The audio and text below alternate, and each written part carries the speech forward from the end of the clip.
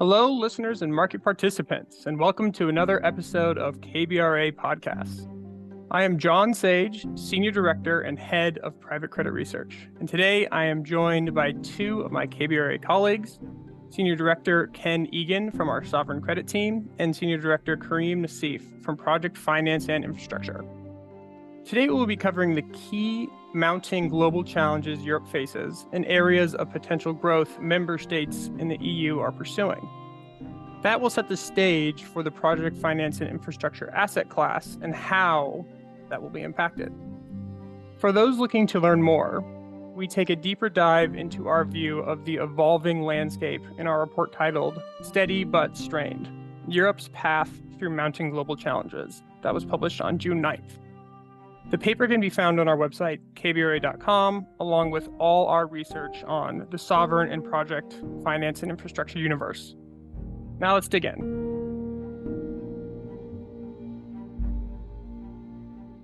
The report pinpoints a few of the macroeconomic and political factors influencing asset allocation decisions. So let's start with you, Ken. How do you see the macro picture in Europe and investment momentum when considering the increased protectionism trends and continued softening in the interest rate environment? Thanks, John. Well, firstly, just to mention the background here is that Europe's labour markets have shown notable resilience under the global trade and geopolitical stress, aided by structural reforms and fiscal buffers in recent years. Currently, most forecasts suggest investment is rebounding as the impact of falling rates outweighs concerns about trade protectionism, although I'm sure there are still twists and turns to come. Labour participation remains high and unemployment low, supporting domestic demand. However, protectionist risks may dampen hiring in export-reliant sectors, and while investment momentum is encouraging, I'd say KBRA has some concerns about its durability. Political fragmentation appears to be deepening across parts of Europe. For example, the Dutch government recently collapsed. France's administration remains politically fragile, beset by persistent tensions and at risk of collapse over policy disputes, raising questions about its longevity and the likelihood of further instability. Similarly, Spain, an uncertain and fluid political environment, continues to complicate prospects for policy continuity. Such fragmentation across key EU member states is hampering effective policymaking and could delay fiscal progress, as mentioned. In contrast, though, Germany has exhibited more coherent policy coordination, while the UK and the UK currently offer a degree of political stability that is likely to be viewed favourably by markets. We think a key point to note is that at the EU level, the bloc's slow but steady institutional processes may provide some reassurances to investors amid an otherwise volatile political landscape. Thanks, Ken. But to take a closer look at some of the country-specific considerations, what initiatives are being taken by EU sovereigns to generate growth? And are there any particular sectors to look out for? Yeah, I think clearly Germany's pivot towards increased defence spending and infrastructure investment, coupled with EU-wide initiatives such as Rearm Europe, is expected to provide a modest but durable GDP boost. Estimates based on earlier research by the European Commission and the Kiel Institute suggest for every 1% of GDP increase in defence spending, it could correspond to a cumulative rise of around 0.4 in EU GDP growth over the medium term, sort of 3 to 5 year horizon. Also, just to note, we are writing a separate research piece on this theme, which will be coming out shortly. But this policy-driven momentum reflects a broader shift towards a more proactive fiscal coordination within the bloc, contributing to enhanced long-term resilience across the EU. Very interesting, but pivoting to you, Karim, what impact do such investment initiatives create for the project finance and infrastructure asset class? Yeah, I think it's a win-win for the EU economies to be investing more in the Rearm Europe initiative, as Ken pointed out, but also in defense spending because of the impact on GDP growth. And project finance and infrastructure also happens to be an asset class that has been inherently stable and resilient to broader market volatility.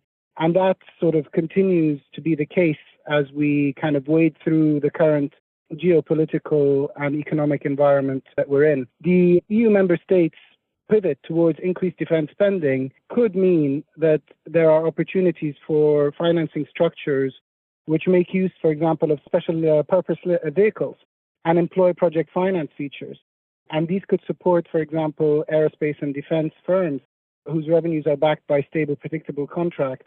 What's going to be interesting to watch is also the decision at the end of this month of any increased spending by NATO countries in terms of their GDP towards defense, because parts of that could go on things like transportation, as well as port development and investment in airlines, aerospace. So these kind of initiatives will be potentially a boon for the project finance and infrastructure sector. This is in addition to some big announcements that have come as we look at the last 3 months from Germany. So Germany announced in March a 500 billion infrastructure fund, as well as more recently in June, the German government unveiled a 52 billion corporate tax relief package. Now, this could help, for example, with supporting the EV initiatives, because it includes enhanced incentives, such as enhanced depreciation options to accelerate electrical vehicle adoption.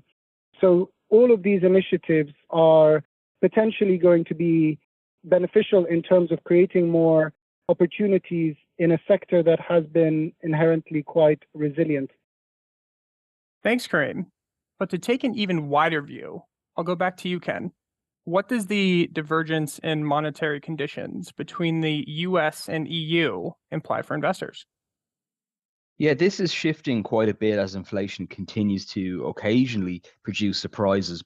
Generally, now a theme worth noting is that of monetary policy divergence, which is widening as inflation proves somewhat stickier in the US and UK, keeping rates elevated, while the euro area faces softer inflation and may undershoot the ECB's 2% target. Meanwhile, US growth forecasts remain relatively firm, although questions do persist about the durability of US exceptionalism and the dollar's long-term status in global finance. Recent developments appear more cyclical rather than structural. Higher interest rates in the US are likely to continue to support the dollar in theory, even if there is a temporary disconnect between economic fundamentals and investor sentiment. In this context, then, lower rates in the euro area, while beneficial to domestic credit conditions, may temporarily reduce the region's relative yield attractiveness. So for international investors, this divergence could subtly influence portfolio allocations as they weigh relative returns in a shifting global landscape. And finally, turning it back to PF&I, Karim, with the considerations for US and EU divergence that Ken described, how do you think that will impact project finance and infrastructure prospects in Europe? Yes, thank you, John. I think lower interest rates from the ECB will definitely continue to be beneficial in creating a healthy environment for the PF&I sector in Europe. European PF&I entities with limited exposure to the US, maybe they have more of a domestic or regional focus, have been relatively insulated from the tariff volatility, for example. This is linked to the contracted nature of the revenue streams, the barriers to entry linked to the asset class. This notwithstanding the sort of the secondary effects of some of what's happening in the US, including, the impact on the global economy, global supply chains, which invariably will have some indirect effect. Having said that, when we compare the EU environment for example, supporting the renewable energy transition agenda and the digital revolution, the environment appears very stable or predictable to some degree.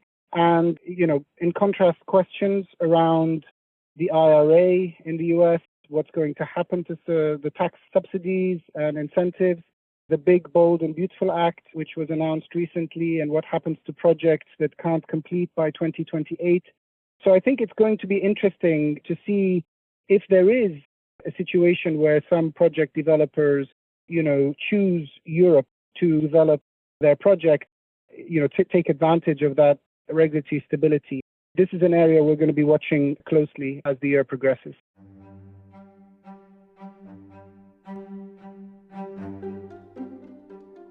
Certainly a great area to continue monitoring. But with such an evolving landscape, Ken, Karim, and I hope this conversation from KBRA Podcast helps break down some of the key macro considerations that will be impactful to sovereign growth and PF&I going forward. For more in-depth coverage or to learn about our unique approach to credit, sign up on our website to read all our research. Do you have a topic or comment you'd like to share? Reach out to Ken, Karim, or myself. Be sure to rate, share, like, and subscribe to this podcast. Invite your colleagues as well. This is John Sage. Thank you for being a part of this conversation. Take care.